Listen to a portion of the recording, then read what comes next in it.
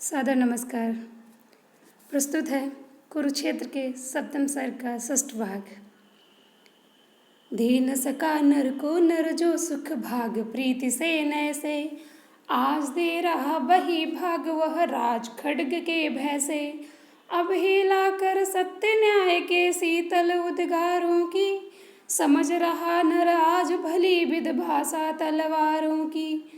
इससे बढ़कर मनुज वंश का और पतन क्या होगा, मानवीय गौरव का भूलो और हनन क्या होगा।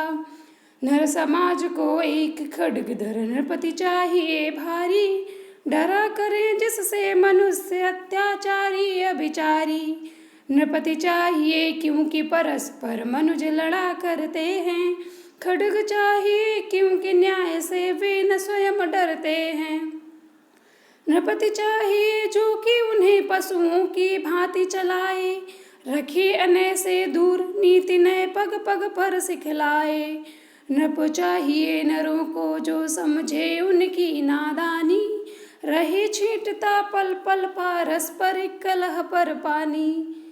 हम मनुष्य जो एक दूसरे के अधिकारों को सुख से दे सकते थे, उनको उस तरह से ना देकर हमने अपने लिए नियमों का एक ऐसा राजतंत्र खड़ा कर लिया, और हम चाहते हैं कि वो राजतंत्र अत्याचारी और अविचारी मनुष्यों पर अपना नियंत्रण रखे और हमें एक दूसरे से लड़ने से रोके।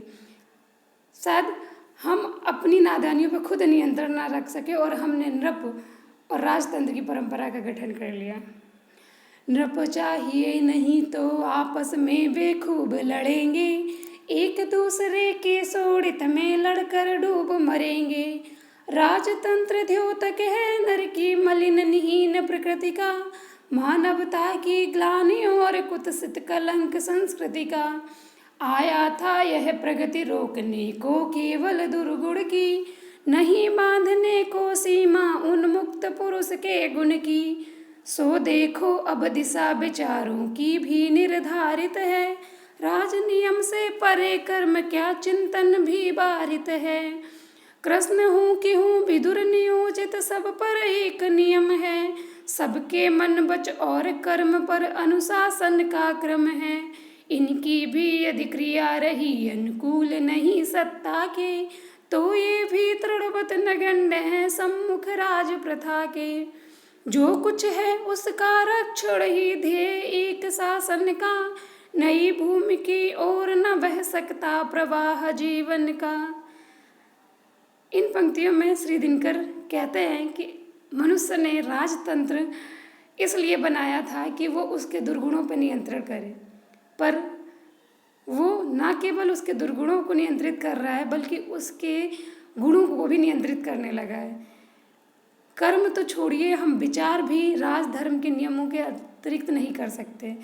कोई भी क्रिया, कोई भी कार्य अगर सत्ता के अनुकूल नहीं है तो वो व्यर्थ है और वो करना किसी भी व्यक्ति के लिए संभव नहीं है, भले ही वो मानवता के लिए कितनी भी लाभदायक क्यों ना हो।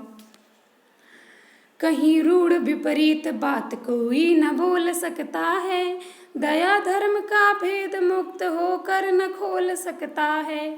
ग्रीवा पर दुस्सील तंत्र की शिला भयानक धारे, घूम रहा है मनुज जगत में अपना रूप विसारे।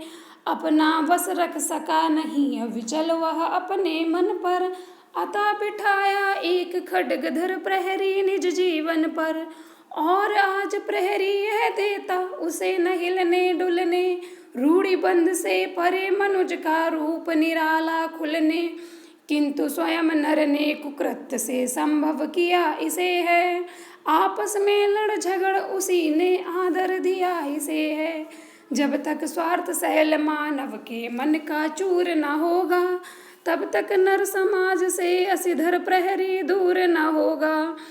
नर है विकृत अतः नरपति चाहिए धर्म ध्वजधारी, राजतंत्र है ये इसी से राजधर्म है भारी। इस राजतंत्र में राजतंत्र के नियमों के विपरीत, उसकी रूढ़ियों के विपरीत कोई बात कहने में सक्षम नहीं है। हमने अपने दुर्गुणों से, अपने स्वार्थ बस होकर इस व्यवस्था को जन्म दिया और आज ये व्यवस्था हमें रूढ़ियों में इतनी बुरी तरह से जकड़ के रखे है कि हम कोई भी ऐसा कार्य नहीं कर सकते जो इसके विपरीत हो और हमारे हित में हो, समाज के हित में हो। जब तक हमारे मन का स्वार्थ दूर नहीं होगा, ये व्यवस्था उस व्यवस्था के दुर्गुणों को कभी भी समाप्त नहीं किया जा सकता। धर्मराज संन्यास खोजना कायरता है मन की, है सच्चा मनुजत्व ग्रंथियां सुलझाना जीवन की। दुर्लभ नहीं मनुज के हित निज वैयक्तिक सुख पाना, किंतु कठिन है कोटि कोटि मनुजों को सुखी बनाना। एक पंथ है छोड़ जगत को अपने में रम जाओ, खोजो अपनी मुक्ति और निज को ही सुखी बनाओ। अपर पंथ है औरों को भी निज विवेक बल देकर, पहुँचो स्वर्ग लोक में जग से साथ बहुत को लेकर। जिस तप से तुम चाह रहे पाना केवल निज सुख को, कर सकता है दूर वही तप अमित नरों के दुख को। निज तप रखो चुरा निज हित, बोलो क्या न्याय यही है, क्या समस्त हित मोक्ष दान का उचित उपाय यही है। निज को ही देखो न युधिष्ठिर, देखो निखिल भुवन को, सोवत शांति सुख की ईहा में निरत व्यग्र जन जन को। इन पंक्तियों के माध्यम से श्री रामधारी सिंह दिनकर युधिष्ठिर को उनके कर्तव्य का बोध करा रहे हैं। महाभारत के विनाशकारी युद्ध के पश्चात युधिष्ठिर यह मन में सोच लेते हैं कि वो संन्यास ले लेंगे और सब कुछ त्याग कर वन में जाके तप करके अपने जीवन को व्यतीत करेंगे। यहाँ श्री भीष्म पितामह उन्हें समझाते हैं कि व्यक्ति के लिए अपने सुख साधनों का संचय करना तो बहुत आसान होता है, कठिन होता है कि वो प्रत्येक मनुष्य के लिए कुछ कर जाए, सबको सुखी बनाने के कार्य करे। हमारे सामने दो मार्ग होते हैं, या तो हम सबको छोड़ के केवल अपने स्वार्थ के लिए कार्य करें, या सबको साथ लेकर इस भूमि को स्वर्ग बनाने में अपना योगदान दें। तो हम ऐसे कार्य करें जिसमें हमारे साथ साथ हमारे समाज, हमारे राष्ट्र का भी उत्थान निहित हो। कुछ इसी तरह का कर्तव्य बोध श्री भीष्म पितामह युधिष्ठिर को करवाना चाहते हैं। धन्यवाद।